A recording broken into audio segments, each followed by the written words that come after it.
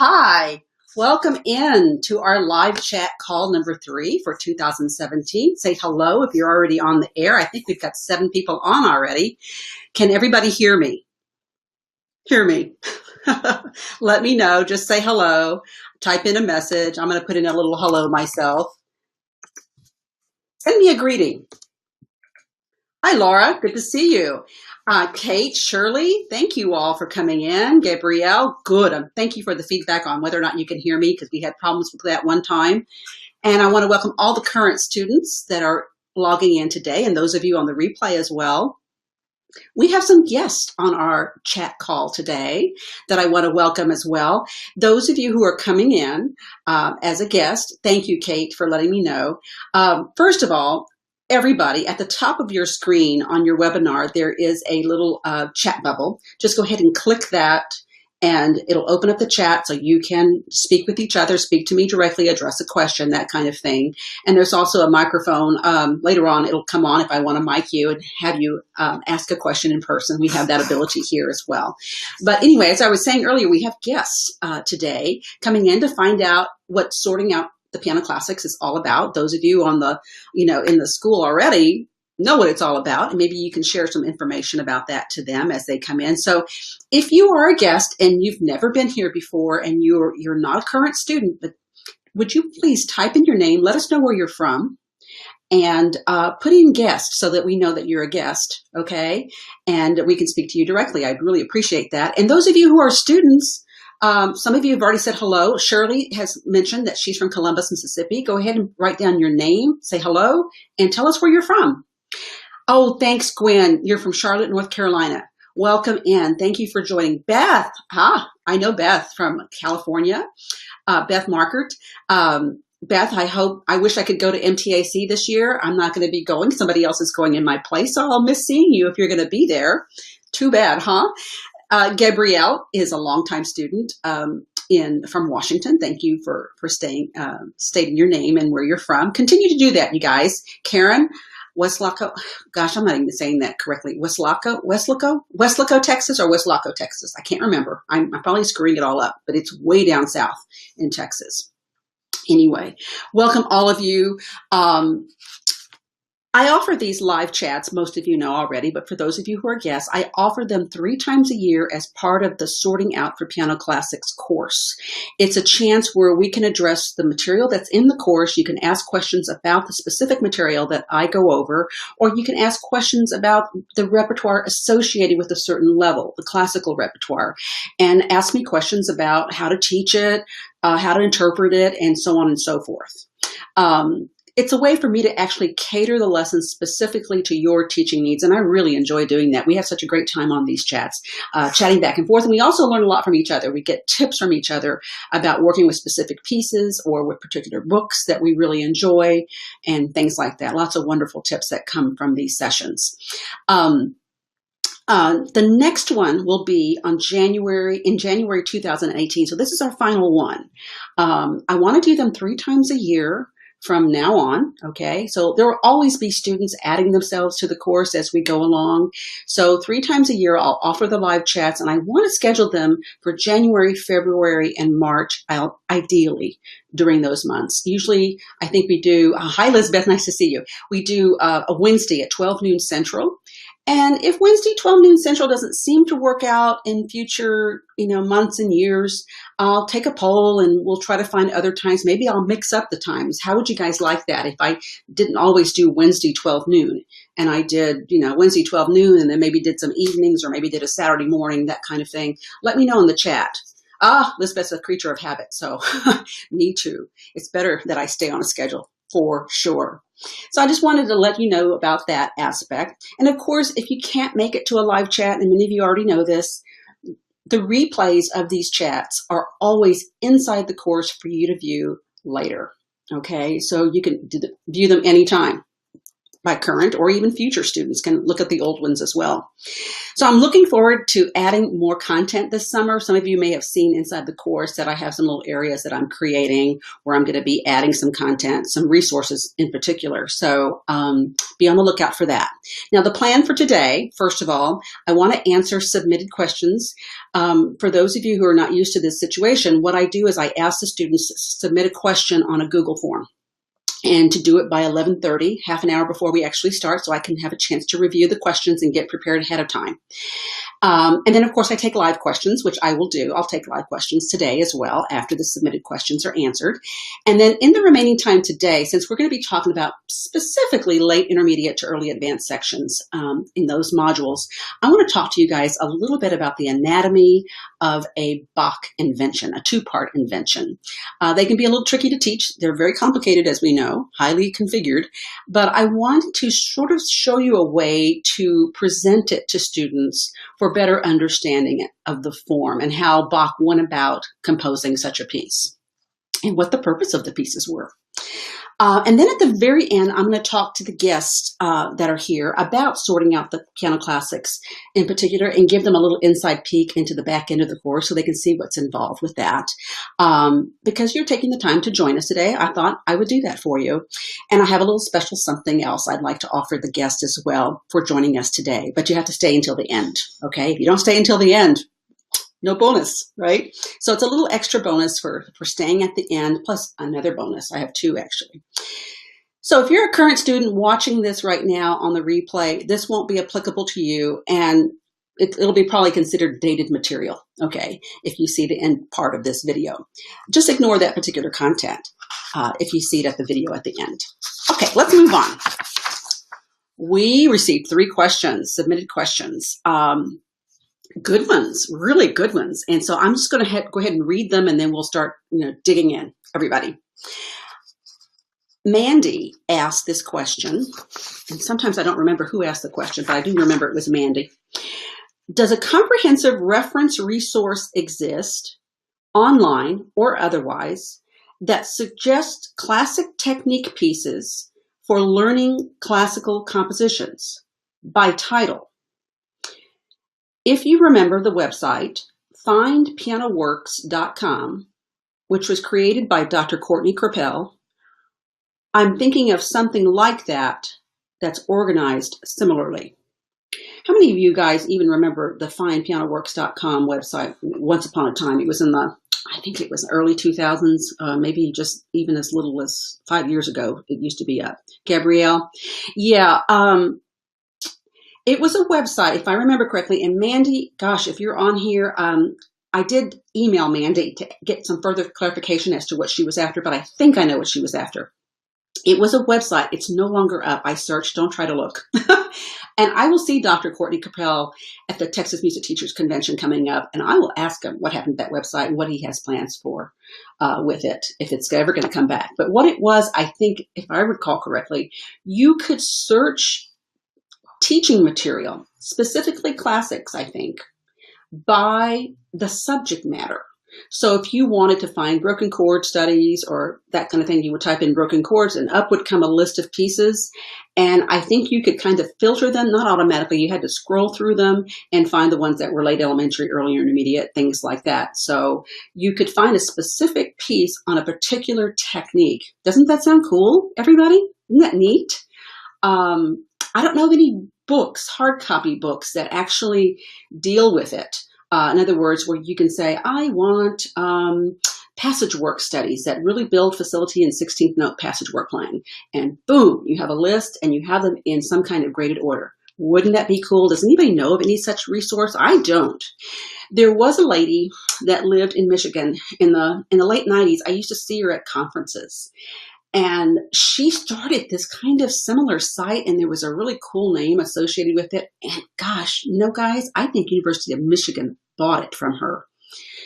Now that I'm thinking about it, I might post this in the notes to this replay.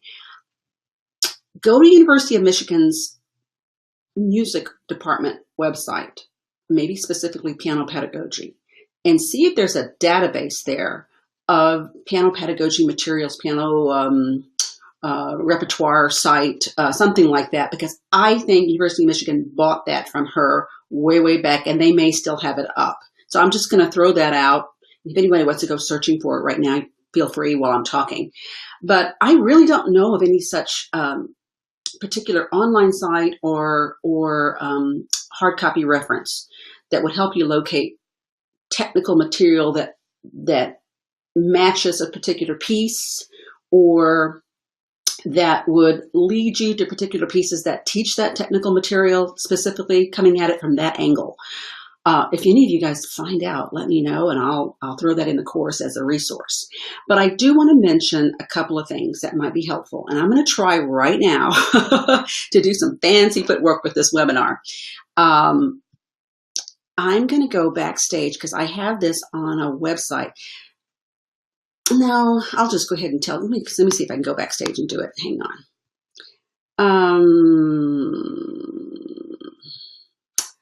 Okay. Oh, good. Here it goes. All right.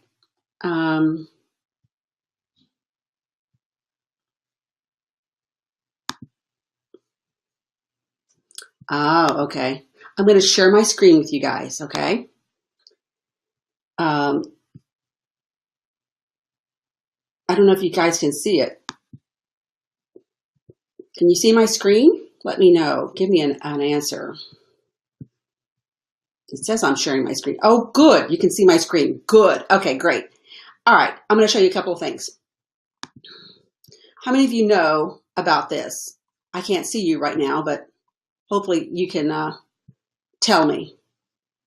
The Keith Snell repertoire series, I'm sure all of you know. Let me get rid of that. Right there. He has a repertoire index, and in here he gives you, an overview of all the gosh, hang on a second. Did you guys see that? Are you seeing it?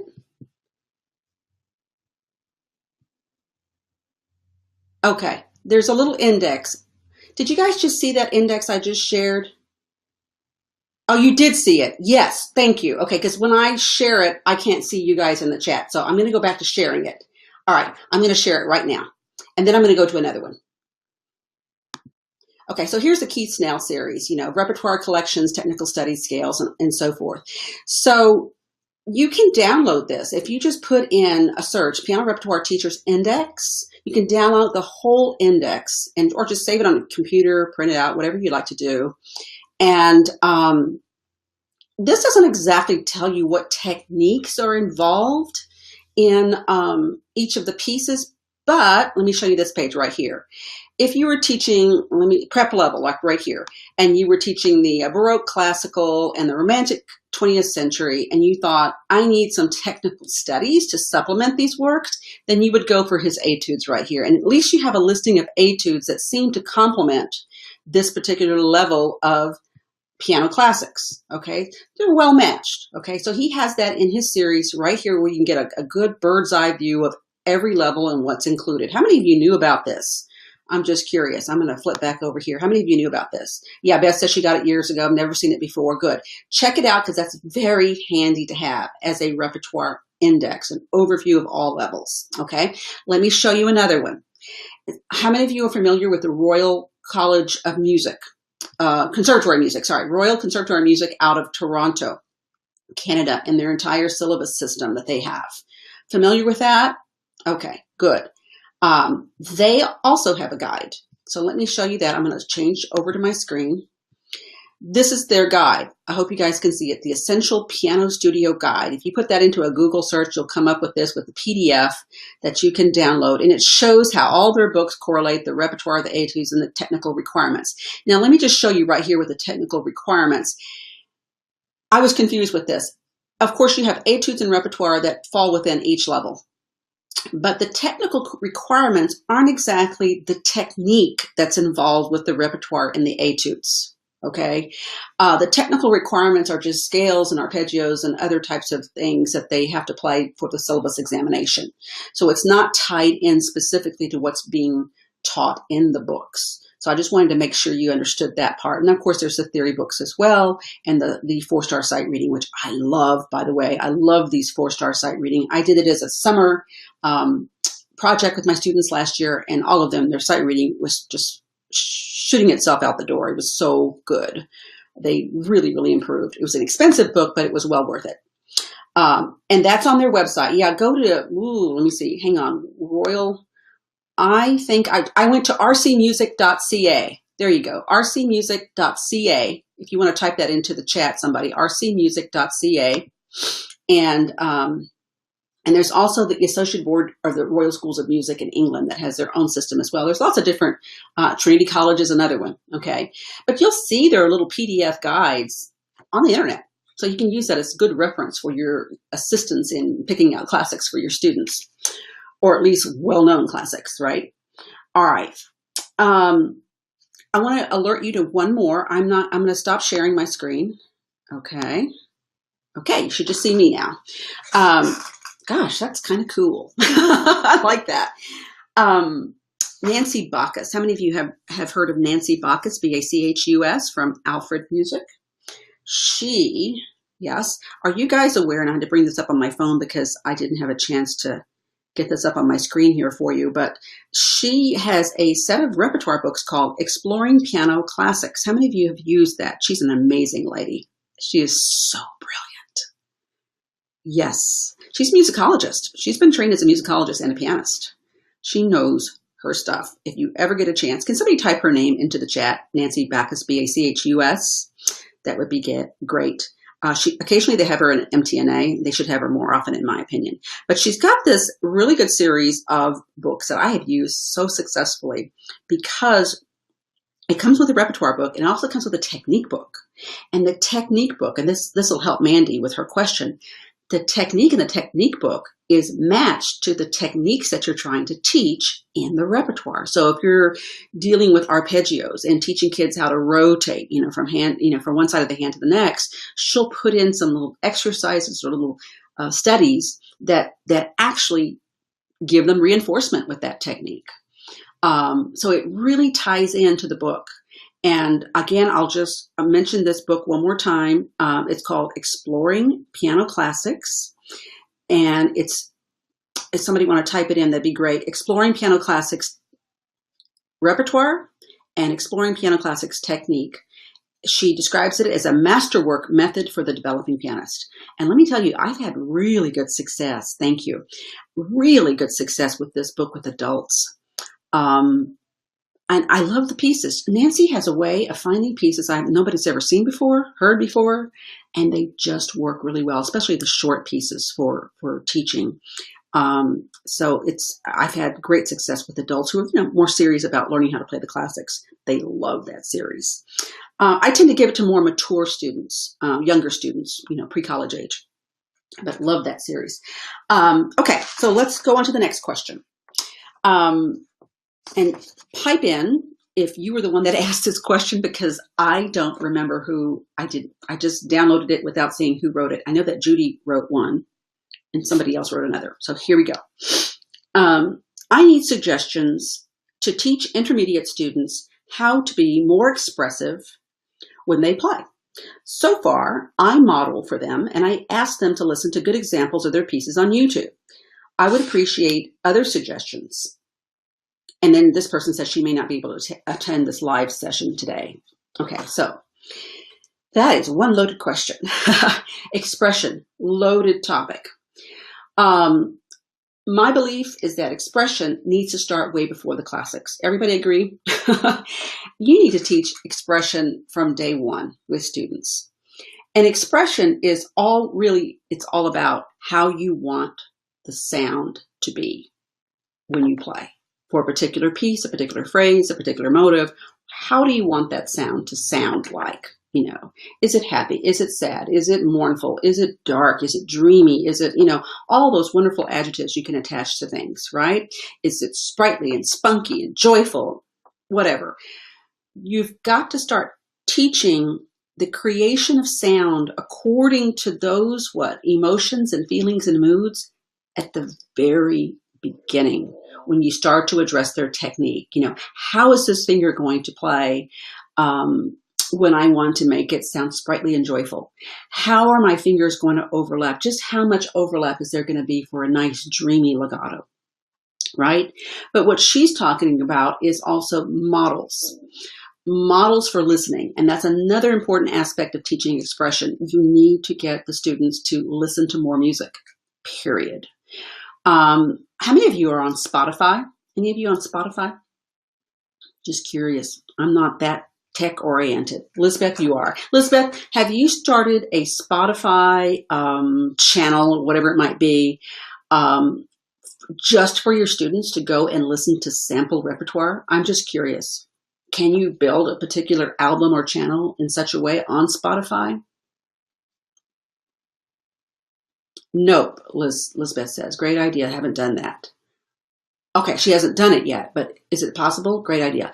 That's what I think I'm going to do, is create a Spotify listening channel for maybe the different areas of classics for my students. So in other words, if, they're starting to get into the easier Beethoven, easier Mozart dances, things like that, sonatinas, little romantic classics, maybe not the Chopin yet, right? But they're wanting to sound more like a romantic piece in their music, adding pedal, things like that.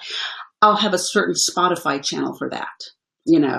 Here, go and listen to these samples. The other day I was just doing that. I whipped it up on YouTube on my phone. I had a student playing the theme to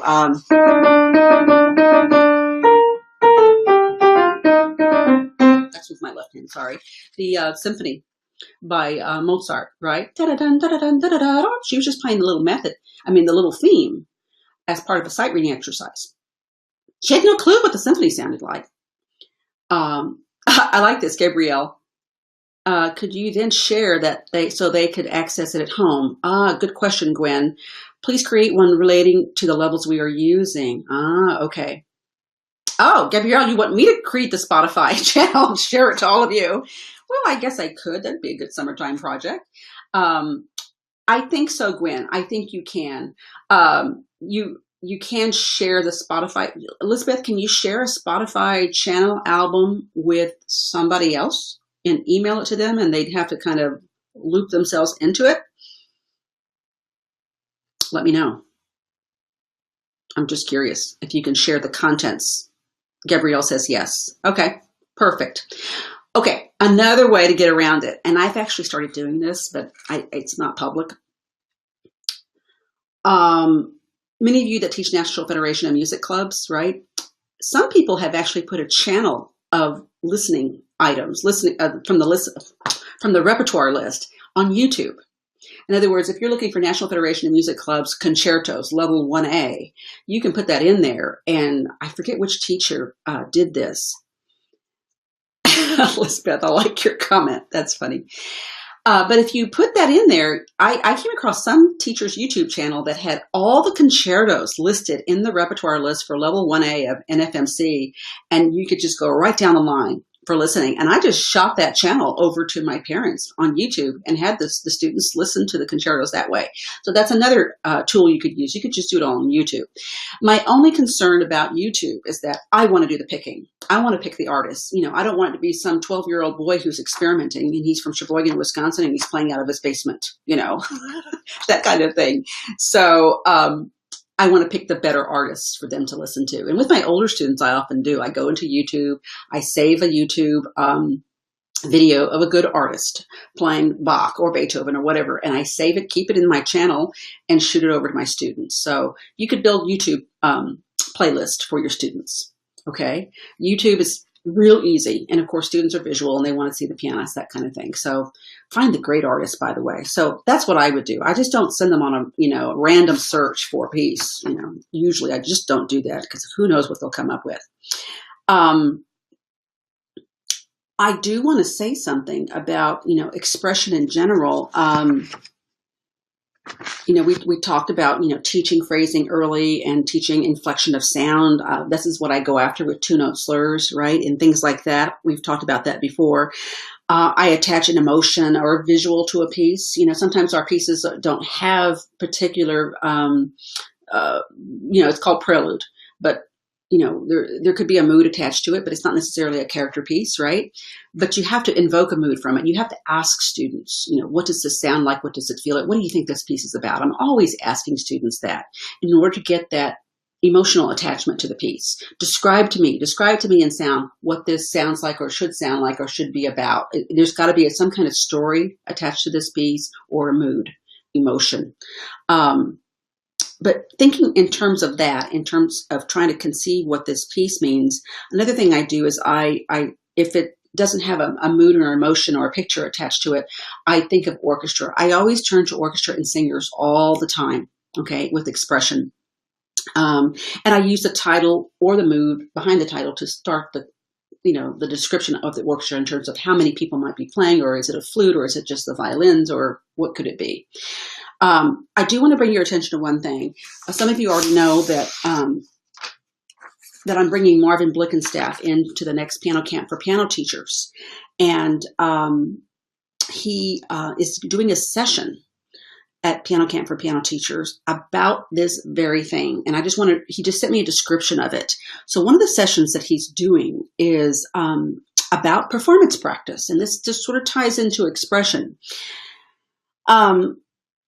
Where you want to get students to include the details of sound in their expression, through the slurs and the phrasing and the variety of articulation. So his workshop called Performance Practice Made Easy, Rules of Thumb for students.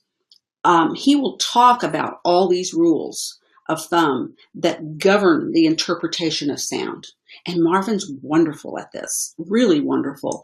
And especially with reference to a Baroque sound or a classical or a romantic, I know that he will dig in deep onto these various eras of music and what the performance practice really dictates at that time. So I really, really encourage you all to jump in and join us for the online course of 2017 Piano Camp for Piano Teachers. And I'll have more information about that at the end because enrollment is going on right now. And it's strictly all online. Those that live in Texas can actually attend online and also live on site.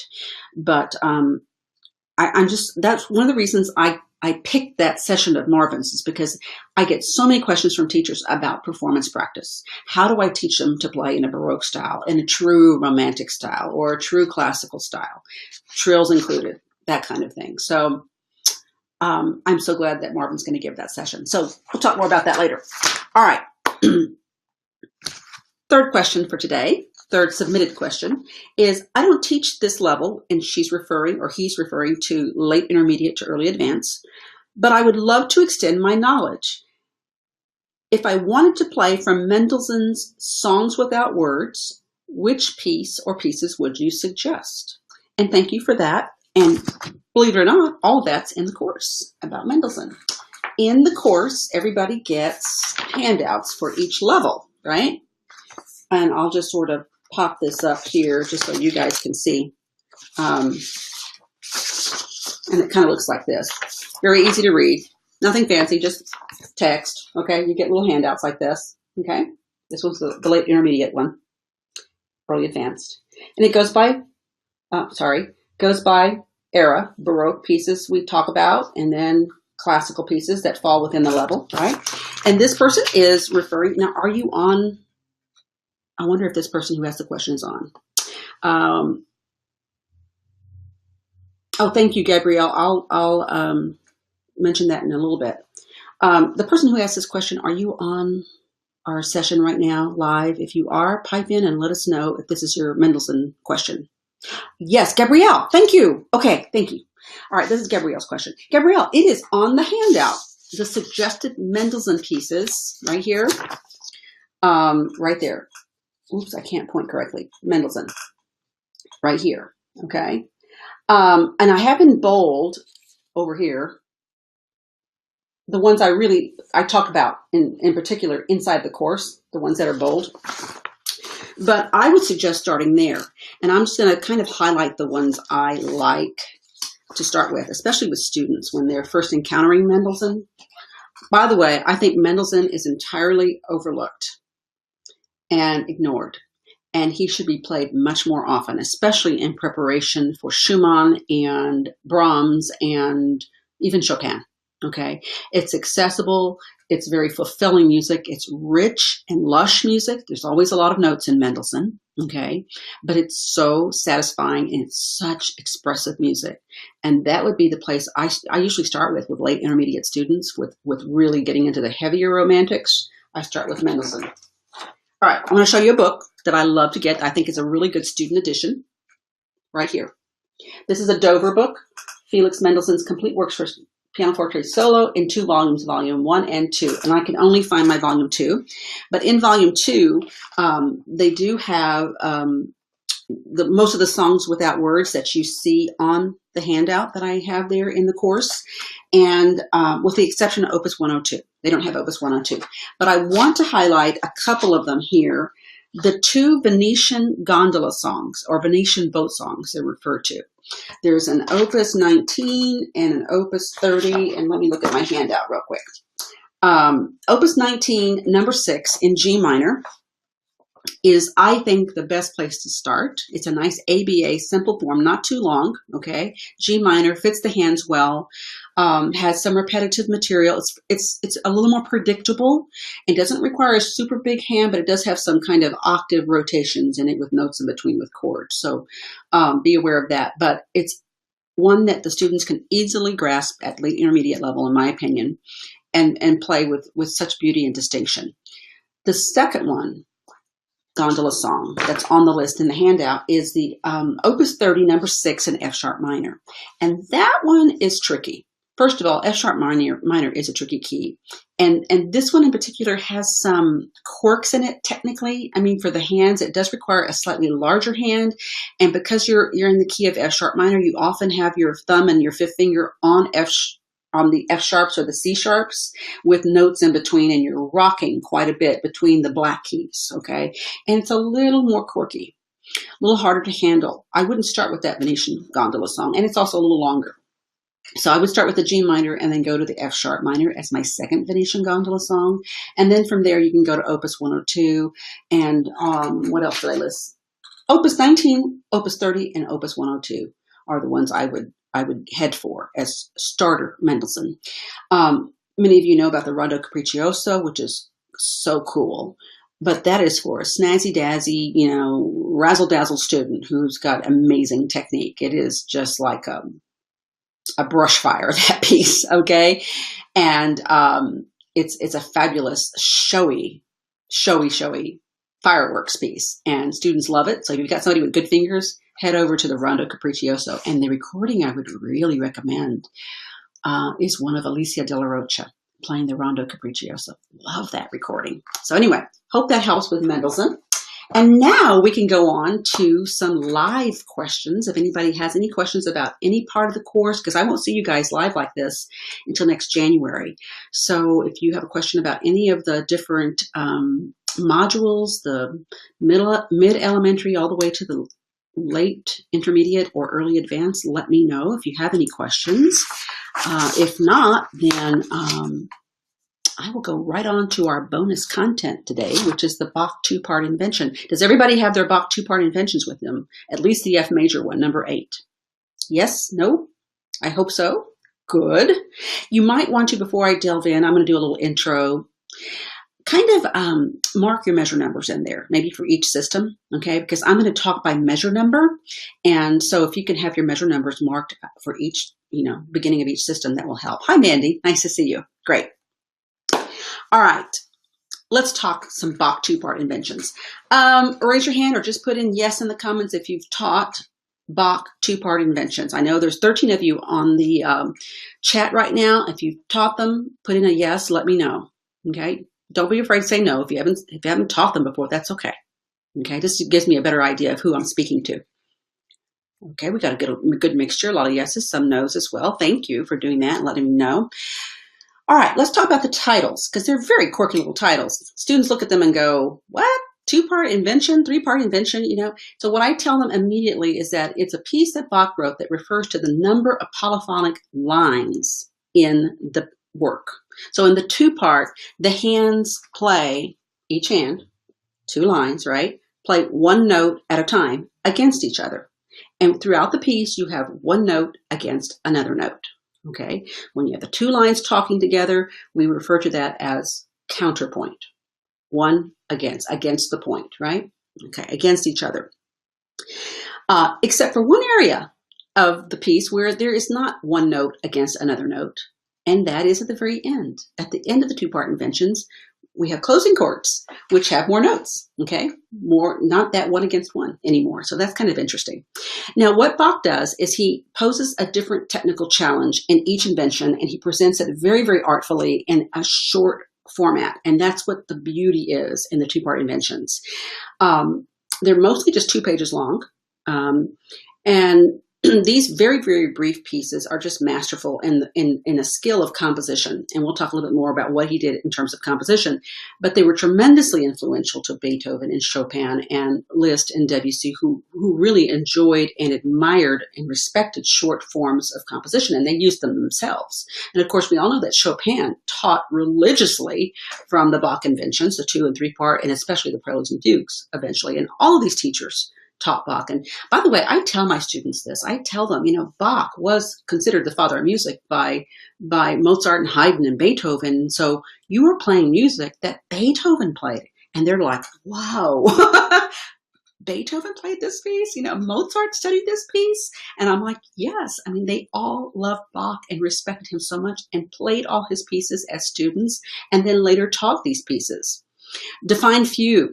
Fuga means flight, Mandy, and that is the next level after the inventions, and that's when you experience 3 and 4 part counterpoint, okay? And it's much more intricate as we get into those. Thank you for that question. What was Bach's purpose? And I often tell the students this, that there was a reason he wrote these, and these were pieces that he wrote to educate his children and his students.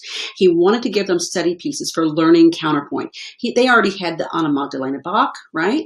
Which were more dance-like pieces and marches and things like that. And there was some two-voice work going on, but it wasn't very intricate. So he wanted to give them a variety of configurations for the hands so they could really practice, in particular, passage work, okay? And he even described it as a method for playing in different keys. In his own words, he said, this is a method to learn to play counterpoint, essentially, in various key areas. We have 15 of them in 15 different keys, and there's also the 3 parts that are in 15 different keys as well. Okay, now in addition to all the great counterpoint that's there, Bach had in his autograph, he mentioned, besides that, he felt the purpose of these pieces was to help students develop a cantabile or a singing style of playing and to acquire a really good foretaste, as he called them, a foretaste of composition. So he wanted to build their taste in composition. Early on, he considered these, believe it or not, easier pieces. And of course, they are easier than preludes and fugues of Bach later on. But his whole point was cantabile playing, believe it or not. As mechanical as you may think these pieces sound, if you really dig into the little themes in there, you'll hear that they are all very cantabile sounding. They're very melodic sounding.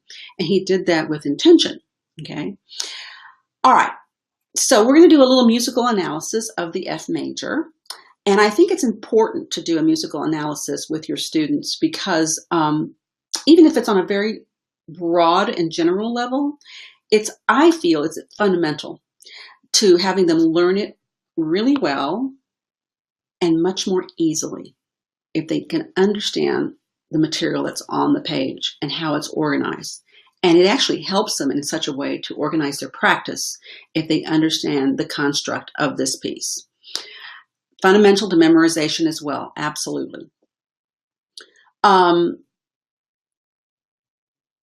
Invention. The first thing students ask me is, what is an invention? Okay, and you need to know. Sometimes in some of these, let me see, just one second. By the way, while I'm talking about it, while I'm thinking of it, be sure you get a good edition of the inventions, something closer to the autograph and what he intended. And so my suggestion would be is you yourself have in your library, your students may not have it, but you yourself have some kind of urtext edition of the inventions. So I would recommend two, one or the other.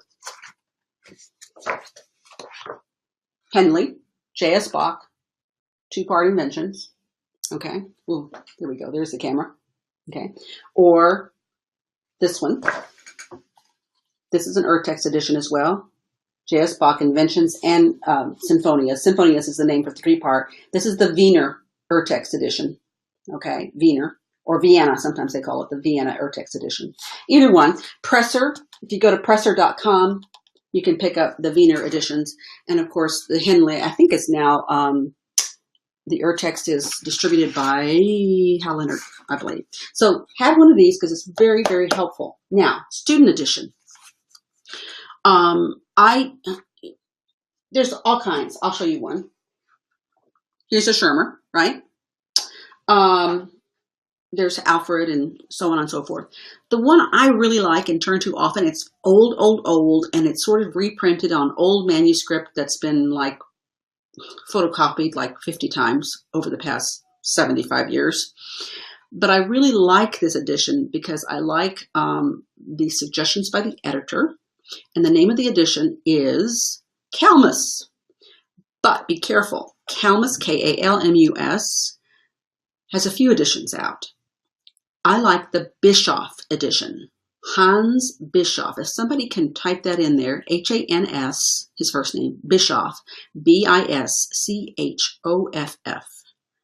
I like his edition of Kalmus because he has really good fingerings. I like his fingerings very much. They're very, very sound. Thank you, Lisbeth.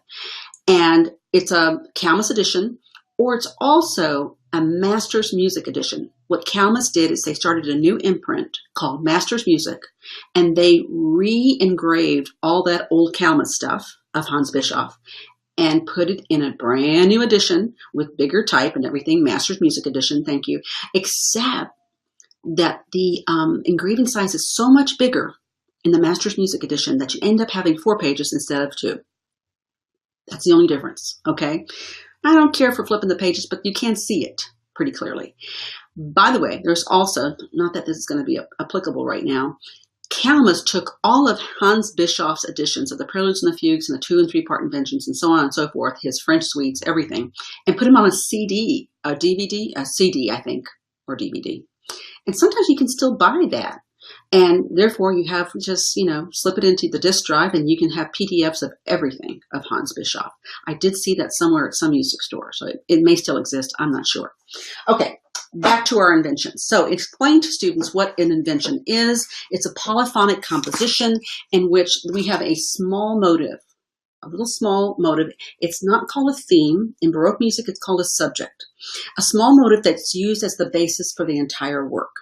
Now, the subject is always melodic in character and of such a nature that it can be used repeatedly in the piece in very effective ways. And Bach usually uses it in its entirety, or he uses it partially, or even alters it in such a way that it can still be recognized as the subject, okay, or a development of the original subject in some way. Bach called these little subjects inventions. I'm sorry, if somebody wants to type this in, I-N-V-E-N-T-I-O, invention without the N. He called them inventions.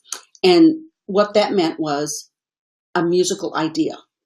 So essentially he was presenting a new musical idea in each key, 15 different keys. And he was expanding upon that idea and weaving that idea all throughout the piece. So the F major that we all know is number 8 is so well known, and it's earned its popularity, in my opinion, due to its really, I think, jovial, upbeat nature and rhythmic kind of drive that it has. Students are just naturally drawn to it. And it's one that I teach often. But just as a side note, I want to let you all know that I usually don't teach the inventions until they've played. I try, really, really, really try to teach at least 4 to 6 on a Magdalena Bach pieces.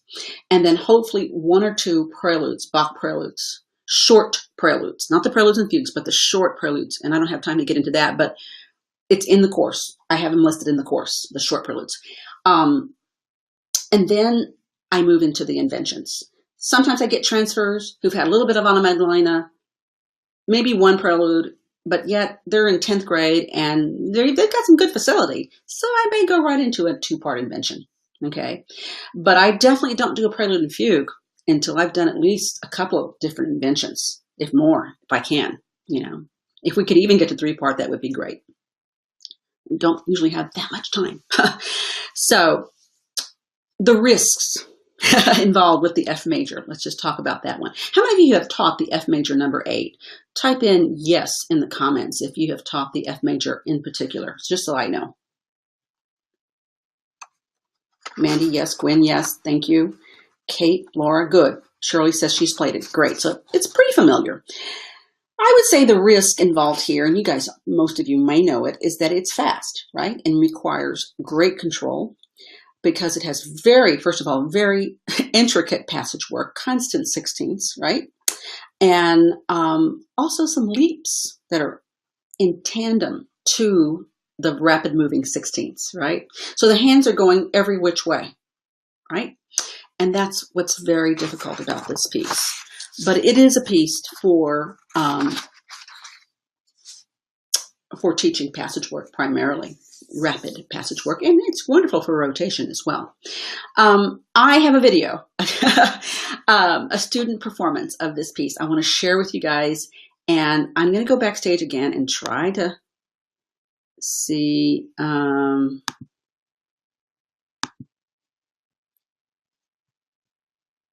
Okay.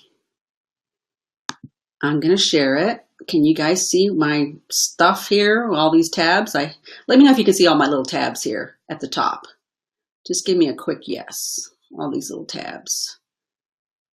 Okay. I'm not seeing any chat. Oh, good. You can see all my tabs. Thank you. Hi, Drew. All right. So here we go. I'm going to go to the YouTube. Here we go.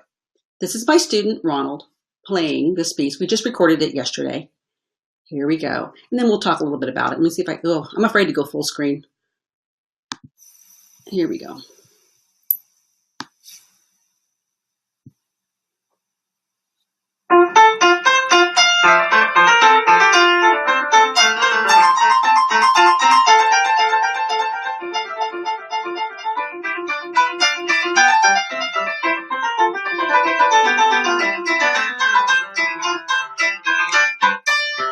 Oops.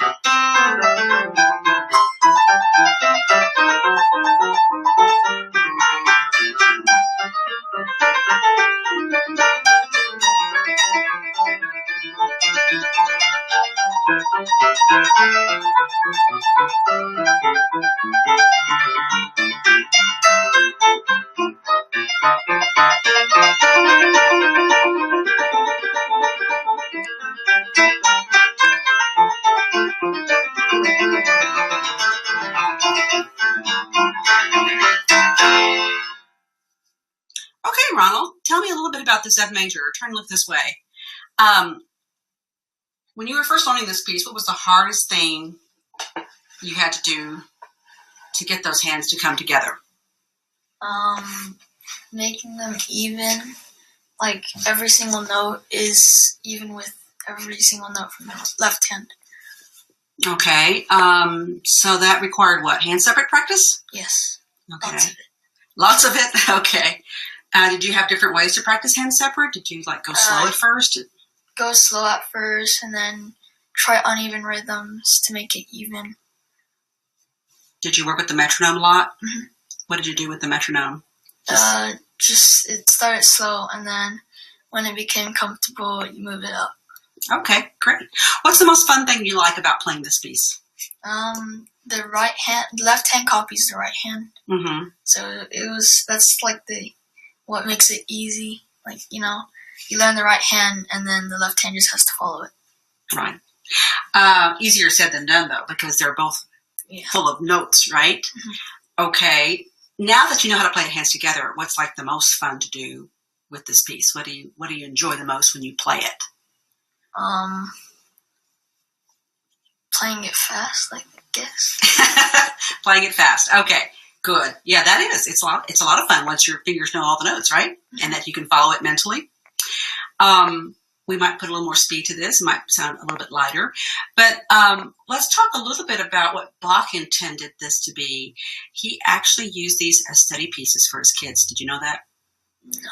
So they could actually get better at learning how to play two moving lines at the same time. And so one thing he told his students and his children was that since these are two completely independent moving lines, you could play the right hand part, the treble clef part, in the bass and the left hand bass clef part in the treble, and it would still sound like a perfectly good piece of music, like it was supposed to be that way. You want to give it a try? Okay.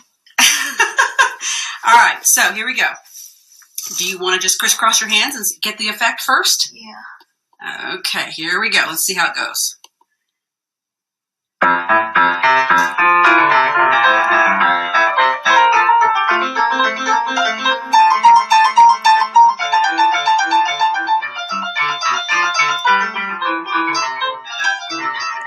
Oh, well, good shot. Good try at that. That's difficult to do. Now, do you want to try it as if you like play the original right hand part in your left hand? Play the original bass clef part in your right hand? I'm going to give that a shot. Let's see if you can manage that.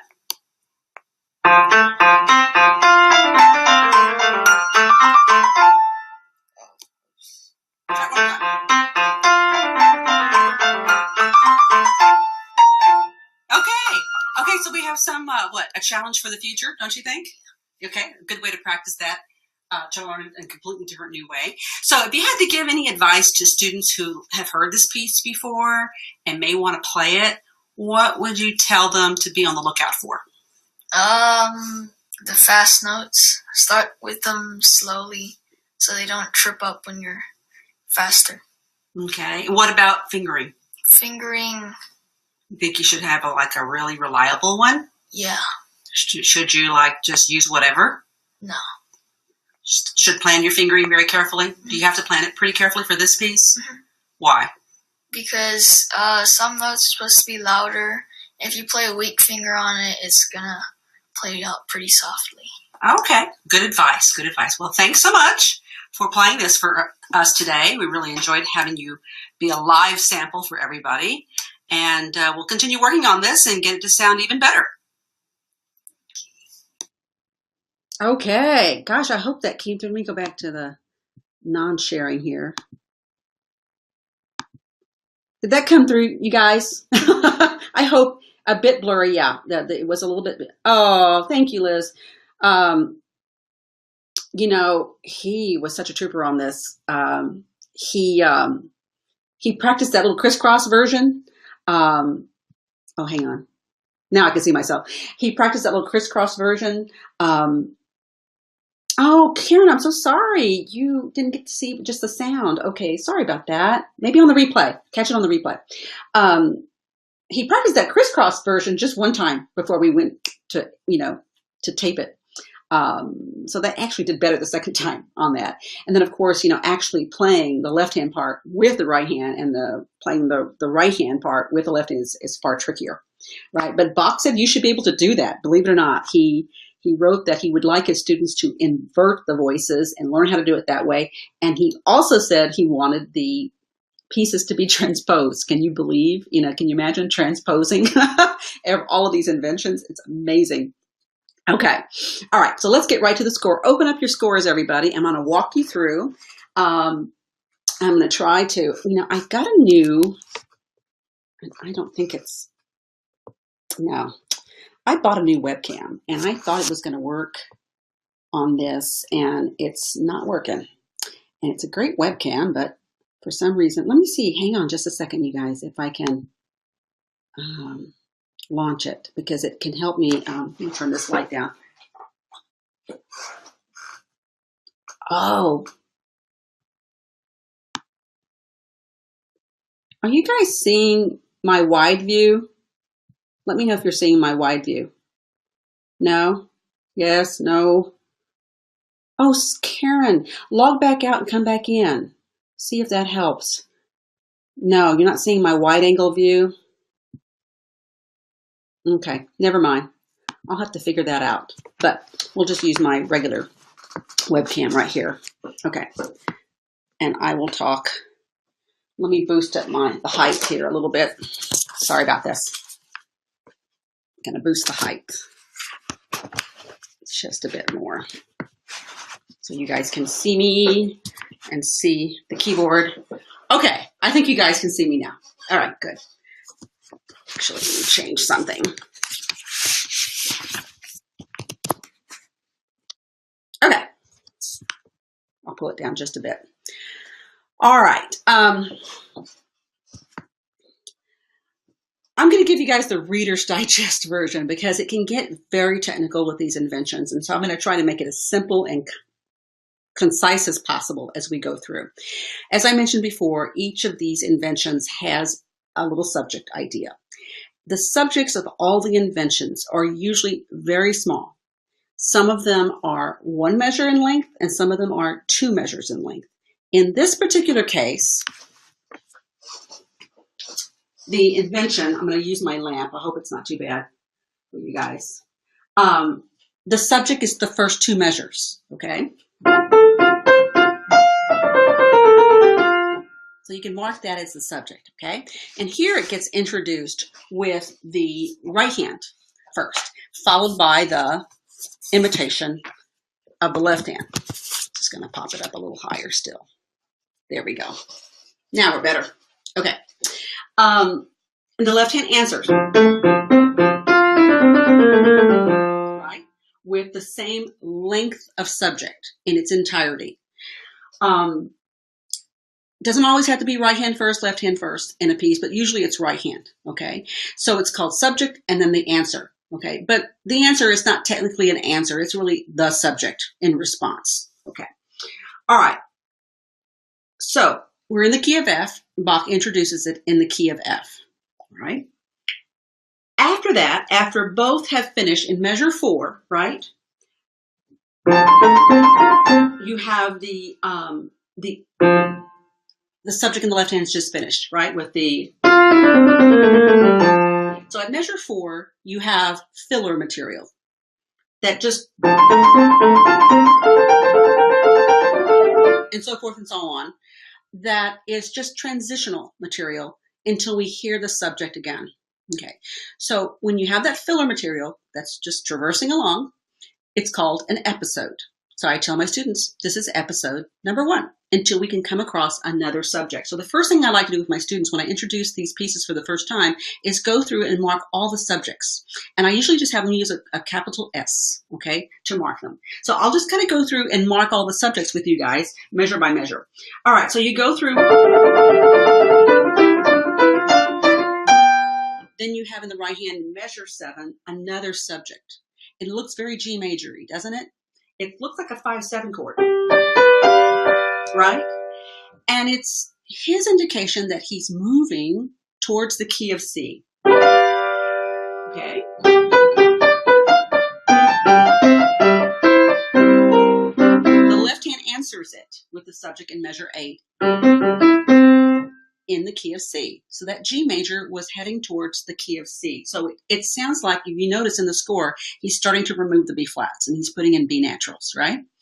That's an indication that he's modulating. And I tell students that the B flats are disappearing. We're starting to move to another key. And that's the point of an invention, is to start in one key and start presenting those subjects in other keys. Okay, so here we are. We're heading into measure 9.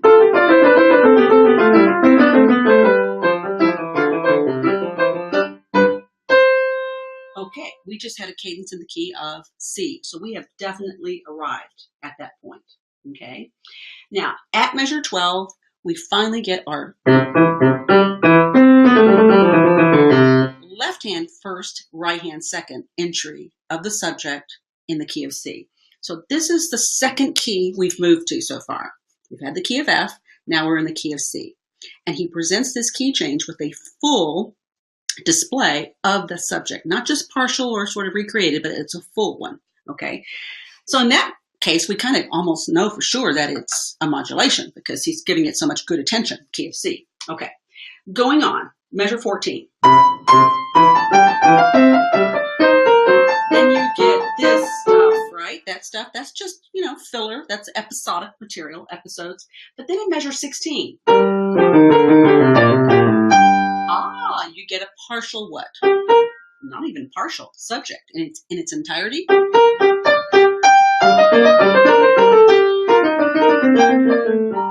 Measure 16 through 19, you get two subjects in the key of G minor. Okay, so he's modulated once again. Went to C, now he's in the key of G minor. Sometimes it depends on the students. If they know their 1-4-5s and all that, I'll let them know, the key of G minor is what in the key of F? And I'll say, it's a 2, or they'll figure out it's a 2 chord. Okay, and that's very logical. It belongs in the key of F. Okay, measure 19, episodic material. It's another episode. Sorry, I can't see. And on like that. Okay, but look at measure 20. Right there. A little hint of D minor, right? A little hint of D minor with that subject. I would call it a subject or a partial subject. Right? Okay. Now, in measure 21, look at the left hand.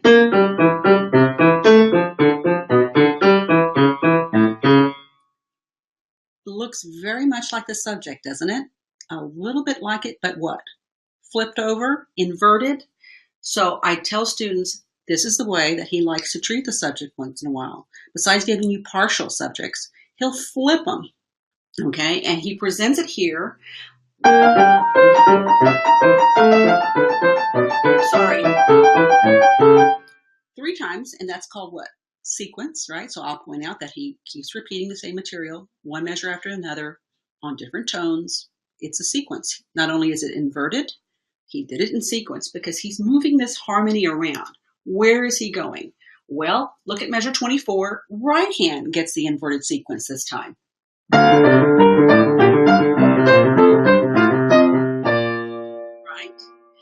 Measure 26, we get a subject in the left hand. And what key area are we in? It's a partial subject, but we have truly moved to the key of B flat major. Take a look at measure 25. Take a look at measure 25. We have a 5 chord. F, A, C, E flat, going to B flat major. Okay. So measure 26 was partial, but he definitely moved to the key of B flat major. He's still in the B flat all throughout this episode. But now what happens in measure 29? Right? Another subject. What does it spell? I'll ask students, what notes are in there? C, E, G, B flat. Sounds like a 5-7 of something. Oh, it's the 5-7 of F major. He's heading back to F major. Is he there yet? Let's look at measure 30.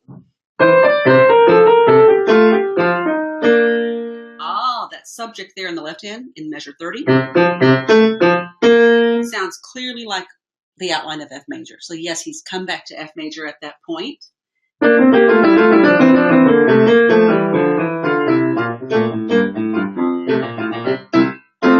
Okay, so does he have a full statement of the subject at the very end? Look at measure 30. Yes, he does. Okay, and the left hand was the last one to state the subject, and it was clearly in the key of F. And then we have all our cadential information. By the way, on the last chord, it's a full, cadential chord, 4 notes. You can play it just as a straight chord, but it would be very stylistic to play it in a broken style, as they did from most harpsichords back in the day. Like that, where you roll it from bottom to top, as a continuous roll. Like that. Kind of gave it a nice rhythmic flair. You could do a polka retard at the end also. And sometimes people employed the roll plus a mordant on top, like this, which I really love. I love that. And every once in a while, I'll teach that to a student, because it gives a nice little fanciful twist. Okay, I know that was a lot of information. But I hope it brought out the point of pointing out the subject to the students. I do it in the first lesson. I take it through with the pencil, SSS everywhere, and we talk about the key areas. I may not get into whole information about episodes and what's in the episodes and what's the content there. That's for another lecture. I can talk about it now, but I don't want to go on too long. But the whole point is to tell the students that he takes this little subject and he traverses to other keys with that subject. And that's the whole point of the invention, is to present it in all these different key areas and come back to F major at the end. To make an invention, I tell students, an invention of any sort in this style has to have at least 2 other key areas that it has to float to before it returns back to tonic. So I hope this has been helpful to you for understanding. And of course, I base these subject entrances on how I'm going to slice and dice the piece for learning, for memorizing as well. This piece may have, 7 different sections that the student will have as recovery points in memory. So keep that in mind as well. It's very good to analyze it for that reason. Any questions? I know it's long-winded and I don't want to take too much more of your time, but I'm welcome to answer some questions now about the construct of a invention. Anything else? Did it make sense to you guys? I hope. Let me know in the chat. Okay, thank you. Okay, good. Which invention do you like to teach first? Okay, I usually teach this one first, depending if the student has some good facility, I'll teach the F major. Sometimes I teach the C major first, okay? Would you guys like a list? I think I've included them in the course. Good, Elizabeth, I love the C major. The C major was the first one I learned, and I just adored the inventions when I was a student. I didn't care for the onomatopoeia as much as I adored the inventions for some reason. I don't know if it's because the invention sounded more complicated and I was drawn to it as a student, but I just loved the inventions as a teenager. I'm going to give you guys a quick list. They are fun. Of the ones that you might want to start with, just so that you know. So get a pencil out. The more accessible 2-part inventions, I usually start with either 1 or 8, or sometimes number 4, okay, as starters. Watch out for the, let me grab mine real quick. I'm sitting here talking and talking. Oh, I had to grab one of these books here, sorry. Okay. The one I want you to watch out for is number 13, sorry, let me get this up so you can see me. Number 13. Yeah. The A minor. Why? Oh, here's why. All that broken arpeggio material is so complicated for students, and they can get so tangled up in that if they don't have really good rotational skills and no arpeggios like the back of their hand. So that one you teach after you teach a couple of them, I would say. Okay, so the list of the easier, more accessible ones in general that I tend to go to is 1, 4. If somebody wants to type this in the chat, that'd be great. 1, 4, 6, 8, 14, 13, 10, 15. I'll say it again. 1, 4, 6, 8, 14, 13, 10, 15. I don't know why I spoke them out of order, but that's just the way I wrote them down. Okay, now for a list of the easier 3-part inventions, and I believe this is in the course as well, but I'll just reiterate it here, is number 5 in E flat, number 6, okay, I'll just do numbers. 3-part inventions, 5, 6, 3, and 15. 5, 6, 3, 15 for the 3-part. Number 5 is the easiest by far. I mean, if you're going to start with a 3-part invention, go with number 5. Easiest to understand, the easiest to manage, okay, as a starter 3-part. Beware, a lot of these 3-part inventions, not the ones I just poked at, but the other ones, are sometimes more difficult than some of the fugues in book 1 of the Will Timber Clavier. Okay, just a little word of warning, but they are beautiful. One of my favorite 3-part inventions is the G major. If I have a student that's got good fingers, I head right to the G major, and they love that piece. So that's my good overview there on the Bach inventions. Any other questions about Bach inventions? Thank you for hanging out. Mandy says, I was taught by my teacher to learn and practice inventions with hands separately, very slowly and with loud fingers lifted high and dropping down into the keys, then vary the tempos. I do, and she also said, is it a good introductory technique? I teach it hands separately, definitely. Speaking of which, I just thought of something else. I teach it hands separately. I mean, I go with the hand separate for a long time, break it down to sections, make sure your left hand can play as fast as the right hand separately at a slow tempo, then bump it up to a medium, right? I don't know about the fingers lifted high. I would just do normal playing. You know, what you want to go after is good clarity, you know, a 16th, which might require a little higher lifting and not just the lifting, but the weighted feeling, you know, more pointed feeling to the key and a quick release of the finger. But I do start very, very slow. And I really don't allow students to put it together until they're fundamentally independent. Each hand plays, I tell them, each hand plays like it's a solo by itself. And they both play their solos really well before we actually put them together. And boy, has it saved so much time down the line and made it much, much easier for them. And of course, when we do hands together, we start very slow again. I'll say hand separate has to start slow so we can put note to note and make sure they're really lining up accurately. So I hope that answers your question, Mandy. And since Mandy brought that up, I wrote out, believe it or not, you guys, what do I call this thing? A 10-day guide to learning a Bach invention. Learning a Bach invention in 10 days. I came up with a little plan on how to get it all learned, hands together, in 10 days. And the reason I came up with this plan is that little boy that you just saw in the video on the YouTube, Ronald there, he had to rework that F major. He's using it for an upcoming competition, and we're still working on it, but he had to get it learned really quickly. He didn't have much time. He had learned it 6 months before, but he had to relearn it. And we had 10 days. We only had 10 days. So I came up with a 10-day practice plan to rework a Bach invention, assuming that maybe you had played it before.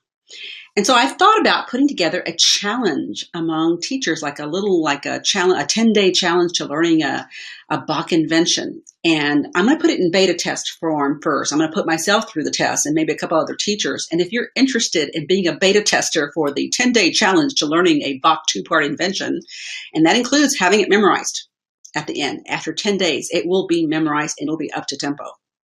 If you're interested in that kind of a challenge and you want to be a beta tester for me, would you please email me? Elizabeth, or somebody, if you could put in the chat my email address, elizabeth@pianoteacheracademy.com. Okay. And I just thought it would be kind of an interesting thing to see if it works, if we can all learn a challenge like that. You know, take 10 days and you say, I'll do Monday through Friday and I'll practice a specific practice assignment, you know, and after the 10 days, I'll have this piece learned. Okay. Elizabeth says, memorize, darn, I'm out. Maybe not totally memorized, but very close to it. It might not be the most reliable memory, but you might really know it pretty well up here. Okay. You may not be able to perform it, but you'll know it. So if you're interested in that, let me know, because I'm going to give it a whirl, because I have another teacher that I'm consulting with that I give her some coaching, and she had said, you know, I want that plan. I want that 10 days to a Bach invention plan. So just thought I would throw that out there. Okay, we're wrapping up our regular portion here now of our live chat call. Thanks for all of you. Good. I think the more inventions we know as teachers, the better. Boy, build the best understanding of Bach that you can. It's my thing. I need to learn more. I mean, I've learned quite a bit of Bach, but I really need to get my fingers wrapped around them a little bit more as well. So thanks to all of our students for joining in today. I want to chat with the guests for a while. Not that I'm going to boot the students out. You can stick around if you'd like to. But our regular portion of our chat call is now concluded. And those of you who are guests, I'd like you to hang around for a bit, because I'm going to show you the next portion of our chat. Thank you, Laura. Thank you for coming in, you guys. Definitely check out the replay inside the course for, you know, anything you might have missed. And sorry for those of you who only had audio, but you'll definitely see the video inside the course itself. You're welcome, Kate. Thank you. Those of you who are guests, hang on. I'm going to give you a special portion right now. You're going to get a sneak preview right now of what the course looks like on the inside. Okay? Thanks, Mandy. Thank you, Shirley. Okay, I'm going to go back to sharing my screen, and you guys just hang on.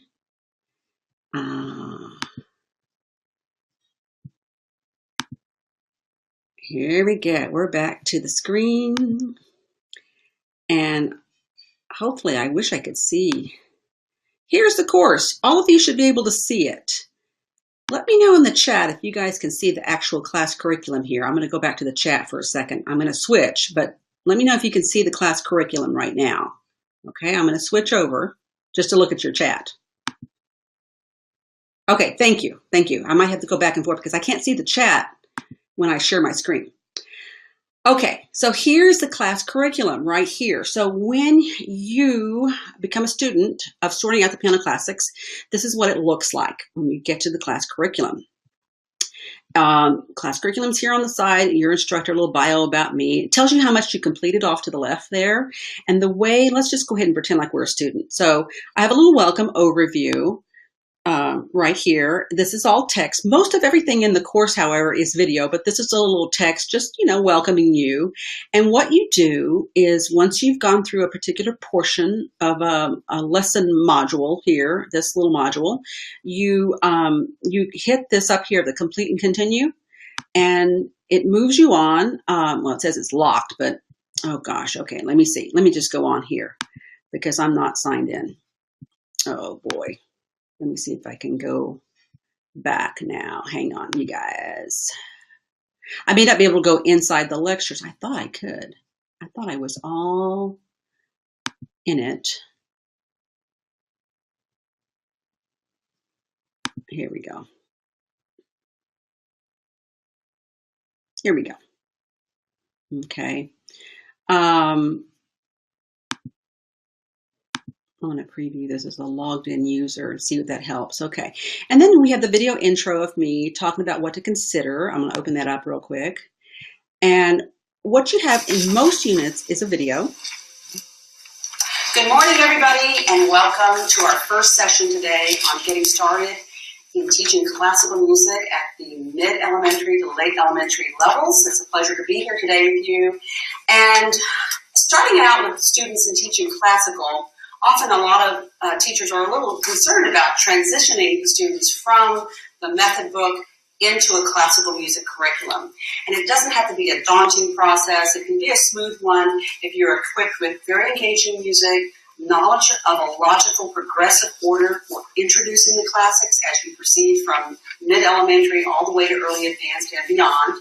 And if you're equipped also with great teaching strategies to ensure your students' progress. And that's really what I'm going to be discussing today quite a bit as we move from level to level.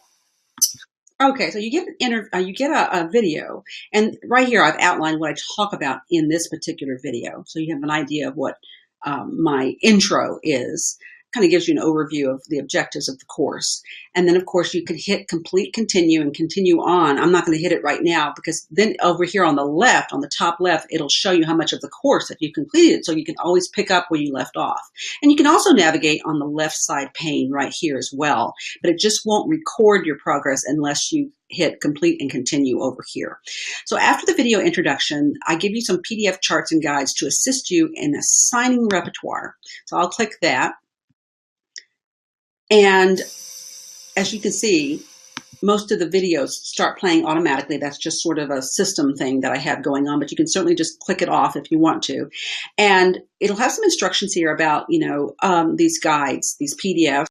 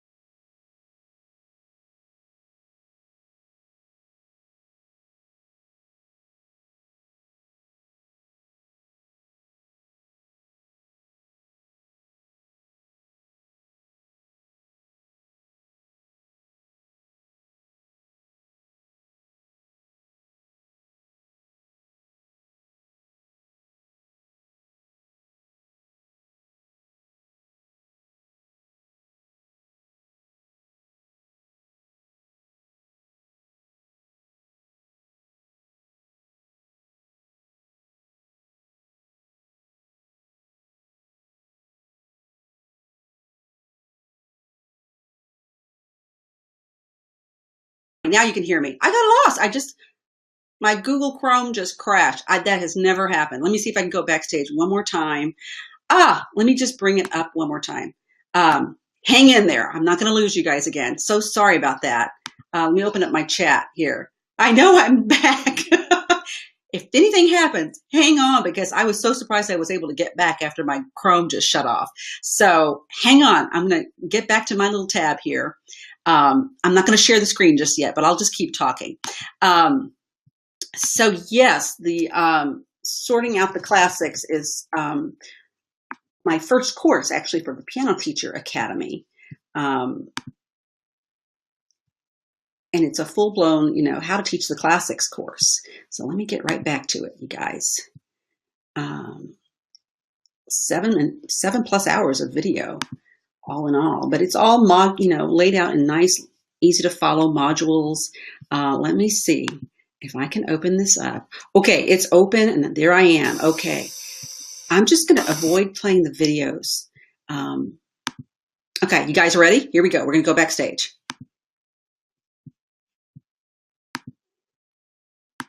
Okay, we're coming.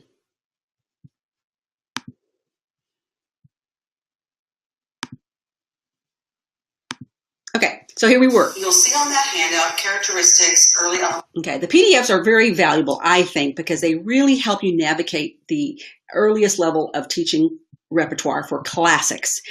So you have a leveling guide here that actually, first of all, just tells you, what does early elementary mean? What does elementary mean? What are the musical characteristics of each level? Gives you that quick overview. And then you go on to early level classical piano correlation chart. What this does is that if you're working at a particular method, it'll list your method at the top, and then it'll tell you with that particular level of method, what earliest level classical repertoire collections you can begin using when you're working with that particular level 1 method, or primer level, or level 2A, or whatever it might be. So you can correlate your current piano method to particular books that you can introduce that have classical music in them. Okay, and then you go on. There's another little repertoire guide here I have for you. That this is the most valuable one, I think. It's where you can see what method you're using, what level, right? And if you look at the right-hand side, you can compare it to, it's a mid-elementary rep level, that book I'm using, that Alfred Basic Level 1B. So I can begin using these books here on the left as correlating classical repertoire to go with this particular level of piano method. So I've done all the little hard work for you so you can match your methods to a particular repertoire book of classical literature. Going over here to the left, you can see that we start talking about the classical piano literature at the mid-elementary level. We talk about the underpinnings, the easiest repertoire collections that you can work from with PDFs here. And as I go through and talk about pieces at mid-elementary level, I'm going to make sure it doesn't play real quick here. You can follow along always with the repertoire handout here. And I discuss the underpinnings that you need to have in place for mid-elementary. And then we talk about a few of the repertoire collections that you can work out of. Okay, let's start first with the... Okay, and then we go on here. You can see how I start talking about the different mid-elementary pieces by era. And along with it, you get a thematic index. Do you see right there? So that as you follow along with your handout, you can actually see the music I'm talking about, or at least see the first 2 or 3 measures, okay? And it's in the handout as well. Let me see if I can move it down here. Here's your thematic index right here. So when I talk about each of these pieces, you'll know which pieces I'm talking about just because I gave you little introductory snippets of the music. And of course, some of you may have seen these time and time again in different collections. Okay. Then I talk about mid-elementary pieces from the modern era right here we have a little discussion. And where you don't see a handout, it's usually because in the previous lecture, you received the handout for this particular video. Okay. Then I go on, if you look off to the left here, to talk about the late elementary level from Baroque and Classical and what you do at the Romantic Modern era. They too come with their own PDF handouts, right, that you can download. Let me show you. The Baroque Classical will have the handout. Yeah, so here's the Baroque Classical. For early intermediate level. And so you'll get an early intermediate level handout that covers Baroque, Classical, Romantic, and Contemporary. okay, along with the thematic index as usual, right? And you get this for every single level, a video with handout, all the little, snippets. You can leave comments for me to answer to you, and I get those in my email so I can get right to them. Then we go on over here to the intermediate level. I talk about Baroque, classical, romantic, contemporary there as well. I also go on to the late intermediate levels here. Highlighting what the difference is between the two levels and what to expect, and then talking about the late intermediate to early advanced pieces. And then, of course, you'll see in your curriculum here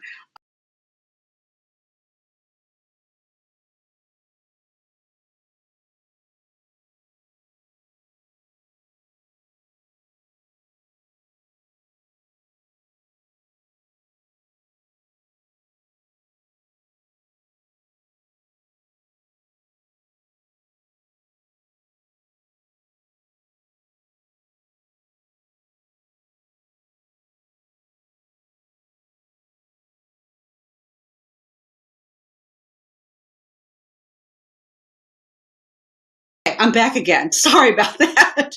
I am not going to go back in that course again right now because I think it's causing my system to get a little goofy. Thanks for hanging in. Yeah, that was like the first time I've done that. I think it's because I'm going back and forth and I'm maybe eating up too much, I don't know, memory, but you get the idea, right? Okay, I'm going to share one special little offer for those of you who are guests and would like to become students of Sorting Out the Classics. I have a little fun thing for you here. Let me see if I can. Oh, hang on. No, I'm not going to go there. I'm not going to share the screen. Sorry.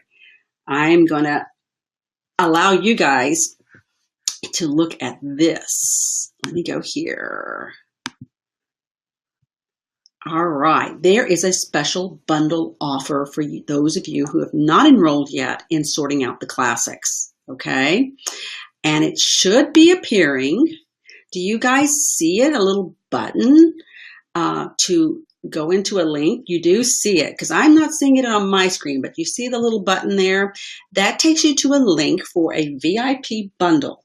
Yes, just click on it. If you click on it, it should take you to the VIP bundle, which offers you the Sorting Out the Piano Classic course and also the 2017 Piano Camp for Piano Teachers 4 lectures upcoming of Marvin Blickenstaff. He'll be doing 3 lectures. I'll be doing the 4th lecture. And so you get actually 2 separate courses, right, for that bundled price of $219. What it is, the way I came up with the $219 is that it's the early bird prices that I had for both courses. Sorting Out the Piano Classics was from last summer, so that includes that early bird price plus the early bird price for this one. What you get is online videos, access to the website to go see these videos whenever you like. Okay, the only caveat is that you have lifetime access for the Sorting Out the Piano Classics. For Marvin's workshops, which is the 3 lectures, and then my workshop on sight reading, there's 4 of those, and that's called the 2017 Piano Camp for Piano Teachers, which is coming up. We're starting to video record that on June 30th. Those lectures will be not lifetime access, but you'll be able to access them all the way from about July 10 through December 31st of 2017. So you'll have that much access to that. So I wanted to offer that to all of our special guests who are on today. And in addition to that, if anybody who's on today logs in, clicks that link, and makes the purchase for $219 or 2 separate payments of $115, you'll get an extra bonus if you do it today before midnight. I'm going to throw in a little bonus PDF that I've created that allows you to sort of understand how I go about introducing a classical piece for the first time to a student in a first lesson. It's a first lesson pre-scan of a new piece, and it's all the steps I go through to introduce a new piece at the first lesson for the first time and all the different content I cover. And it's all on one little page, 10 steps. So I'm going to throw that in as a bonus for anybody who purchases the new VIP bundle today. And you are certainly welcome to share that link. And I'll post it also in the email that I send to all of our guests and other people who might be interested. And you can certainly share that link with anybody. It'll be open, that link. Even if you don't buy it today, it'll be open at that $219 price from now until June 20th. of 2017. And on June 20th, all the early birds for everything goes away. So I just wanted to let you know about that. Any questions, anybody, about anything that we've talked about today, the courses and the bundle and the Bach, and anybody want to know about Marvin sessions? Because I've got some information about Marvin sessions for those of you who are thinking about getting the Piano Camp for Piano Teachers bundle, or just buying the Piano Camp for Piano Teachers bundle by itself. I can let you know a little bit about what Marvin's going to talk about. I already kind of gave you a hint earlier on. Anybody want to know, or are we okay? Because I can also put that on the registration page as well. But I'm so looking forward to having Marvin. Can you guys hear me? I'm not getting any chat, so I don't know if you guys can hear me or not. Let me know in the chat if you can still hear me. We got 7 attendees on, so. Hello? Anybody there? Oh, thank you, Beth. Thank you. Okay, good. You guys are there. Yes, the chat had disappeared. Okay. Sorry about that. Okay, I hope I'm seeing it now. Is everybody seeing it? Okay, good.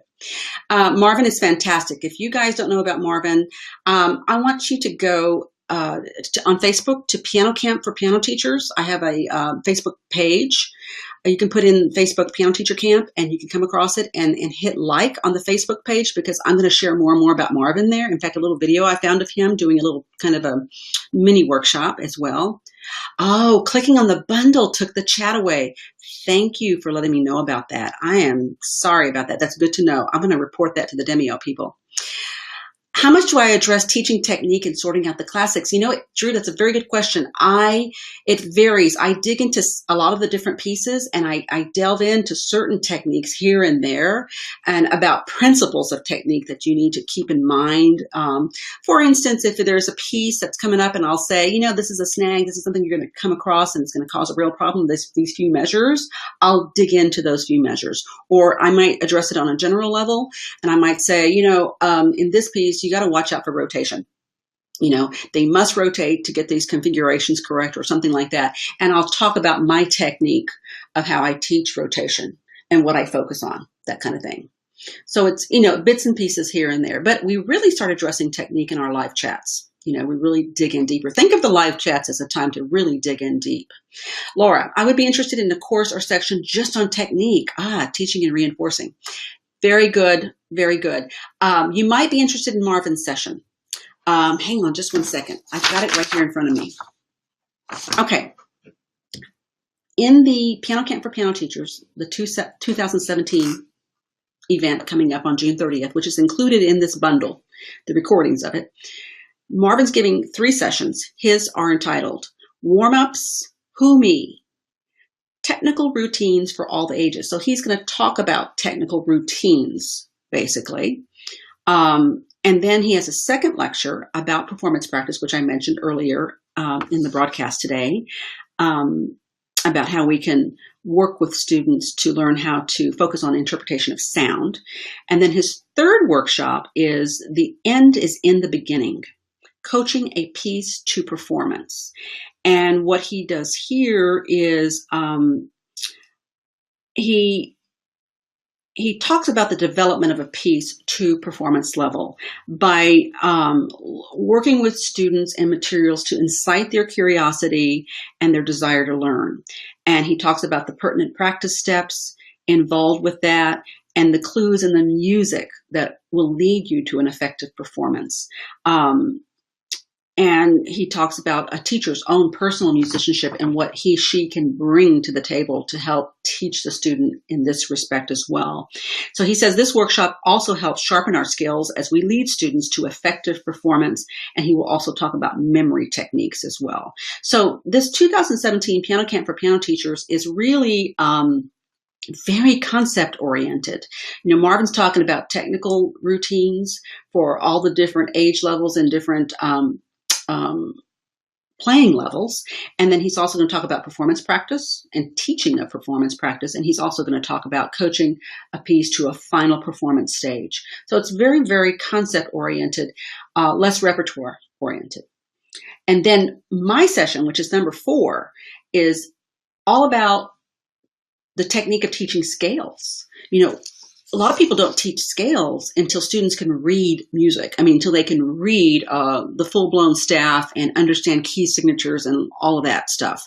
But I have a way of teaching scales to students and beginning to teach scales, easy level scales, or the understanding of a scale, visually and orally and kinesthetically, all without a book. I teach them directly from the keyboard about how a scale is constructed, how to understand the construction of it and play it right there on site, and how to link all the scales to each other. So that it begins to make sense why we have a key of C, why we have a key of G, and why they go in that particular circle of fifths order. So I have this method that I do to teach students how to learn scales without even having to open up a book. So, and it just makes better sense. Yeah, you got it, true. Tetrachord, exactly. So few people learn scales through tetrachords, and I think that's so important, and that's my method. But I have a really step-by-step way of doing it that makes it easy for you to kind of divide it into, week 1, week 2, week 3, and I give advice on how long you might need to have a student practice this before you go on to this, that kind of thing. So I try to make it as concrete as possible. So I hope that it helps explain what's coming up. So essentially, there you have it in the VIP bundle. You have the 4 courses that Marvin and I are going to be teaching on June 30th that are going to be recorded and placed onto the site. And then, of course, you have the entire sorting out the classics. But Laura, I like your idea about the technique, a section on just teaching and reinforcing technique. And I am working on something with respect to that. Trying to figure out, I would love to hear your ideas, Laura, anybody's ideas about how to organize a course geared around technique, because it's such a loaded boatload of information of technique. You can go in so many different areas, but, I might have to, drive it down to just elementary at first, who knows. But anyway, any other questions from all of you that are still on? Thank you so much for hanging in there. There's 6 of you left. And if you have any questions, again, just email me at elizabeth@pianoteacheracademy.com. I'm happy to answer the questions. Just keep in mind, June 20th is the deadline for the early bird registrations for the VIP bundle or for the piano teacher camp by itself. Follow me on Facebook, by going to Piano Camp for Piano Teachers on Facebook and just like the page, and I'm constantly adding updates. I'm also on Twitter and also on Instagram as EG Piano. If you just look up EG Piano, you'll find me, Elizabeth Gutierrez Piano. Any other quick questions? If not, we're going to sign off. It's been great, you guys. Thank you, Beth. I wish I could see you in California this year. I'm not going to be doing the sessions this year, but hopefully next year. Gwen, thank you for joining us. It was a pleasure meeting you as well. All of you have a wonderful rest of the day. And again, just email me if you have questions. Pedagogy conference. That's it. I should go. I haven't signed up yet. I should go. Thank you, Beth, for reminding me. Are you going? You'll be there. Okay. All right. Good. Well, everybody, great. Thanks for joining in. And hopefully I'll see you on the next live chat sessions or at the 2017 Piano Camp for Piano Teachers. Who knows? Take care. Bye-bye.